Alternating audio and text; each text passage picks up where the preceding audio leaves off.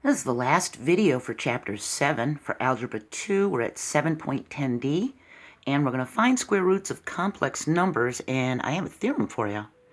And now we've got several previous videos for our imaginary I.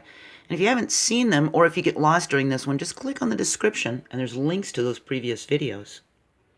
We can use the theorem from video 7.10b, a couple of videos ago, to prove our next theorem. So this was that theorem from 7.10b that every polynomial with a complex coefficients and of degree n, where the n was greater than 1, can be factored into n linear factors.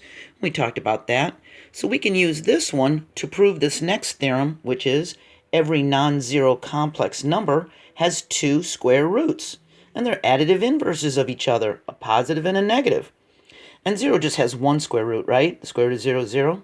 So just like 4 can be shown to be the square root of 16 by squaring the 4, which is 4 times 4, which equals 16.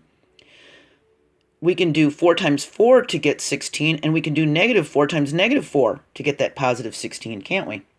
So that's what we're going to be doing, but with complex numbers. And we can show that 1 plus I is the square root of 2i, and then find the other square root. And we square 1 plus I to show we get 2i. So here we've got our 1 plus I. We square it, which means 1 plus I times 1 plus I, doesn't it? And we can FOIL it. That's going to give us 1 times 1, which is 1. 1 times I, which is 1i. I times 1, which is another 1i. And I times I, which is I squared. We know that's our negative 1, isn't it? I squared is negative 1.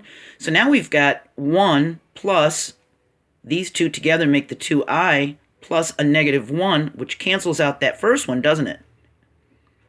That makes an additive inverse 0 pair, doesn't it? So all we're left with is that 2i. So yeah, 1 plus I is the square root of 2i. But if that's the square root of 2i, what's the other one? What's the additive inverse? So from our theorem, from this theorem, the other square root of 2i is the additive inverse of 1 plus I. So it must be negative 1 minus I. See? Just like this would be negative 4 times negative 4 to get the positive 16. Okay? Let's try this again. We can show that negative 1 plus I is the square root of negative 2i, and then find the other square root. So we square it. We FOIL it, we simplify it, and this makes a negative 2i, doesn't it? And this makes a negative 1, and that cancels out that positive 1 up front, so we're just left with this negative 2i. So yep, we did it, and because the other square root is the additive inverse, instead of negative 1 plus I, we're going to have a positive 1 minus I as the other square root, okay? Let's do it one last time. We're going to show that 2 plus I is the square root of 3 plus 4i, and then find the other square root. We square it, we FOIL it, we simplify it, and we have a negative 1 over here, don't we? So we have 4 plus 4i plus negative 1. So this 4 and this negative 1 are going to make a 3 plus the 4i. And the other square root must be a negative 2 minus I, because it's got to be the additive inverse. See? So the square root of 3 plus 4i would be a positive 2 plus I or a negative 2 minus I. All right? I wanted to show you something funny. You're going to come across this symbol. It's the uppercase Greek letter sigma. It represents sum or summation when you're doing math. You're going to see this as you progress in math. You're going to see that symbol.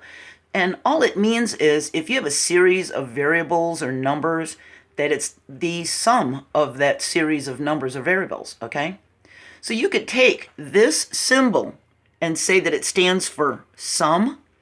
You can take our imaginary number I, and 2 cubed is 8. 2 times 2 is 4 times 2 is 8. This stands for sum, and that's pi. So this says I ate some pie. Isn't that silly? Oh, you're probably getting impatient with me now, right? Bad humor? All right. So our next video is 8.1a. We're finally getting into our quadratic equations chapter, and we're going to talk about how to solve ax squared plus bx plus c that's set to equal 0. I'm going to add this video to the Algebra 2 playlist like I always do. And if you want to see radical expressions and stuff back from last year, Algebra 1, if that's the level that you're at and you just happened upon this video, there's going to be a link to Chapter 11 from Algebra 1.